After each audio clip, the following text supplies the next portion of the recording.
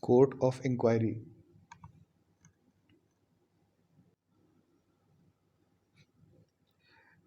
Section 6 of Industrial Disputes Act provides for establishment of a court of inquiry for inquiring into any matter appearing to be connected with the industrial dispute or relevant to it.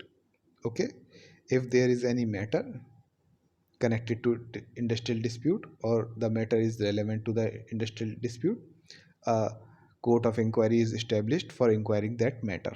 Okay, it is said in section 6 of Industrial Disputes Act. This provision, this section 6 of Industrial Disputes Act, which provides for establishment of court of inquiry, is based on a similar provision in the English Industrial Courts Act. In the Industrial Courts Act of England, there is a similar provision for a court which inquires into the matters of related to industrial disputes. Let's see its constitution, its structure. When a court of inquiry is established, it is established as occasion arises. Whenever there is any occasion that a court of inquiry should be established, at that time it is established. Appropriate government by notification, it is by not be. Okay, by notification in official gazette. Okay, it gives a notification in the official gazette that a court of inquiry is being established.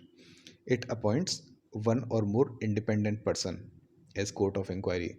If more than one, then one will be chairman. Okay, the government may appoint a single person as a court of inquiry or more than one, they may be 2 3 4. Okay, if the person are more than one, then one of them will be the chairman. Let's see the working of court of inquiry. The court of inquiry completes its proceedings in 6 months.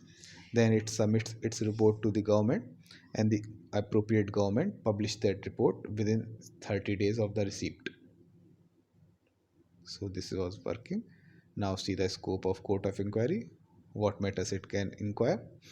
It can inquire only the matters which are referred to it by the appropriate government. Okay, referenced by appropriate government, or any matter connected with industrial dispute or relevant to it. Okay, if the appropriate government refers any industrial dispute to it, it can inquire into any matter which is connected to that industrial dispute or relevant to that industrial dispute.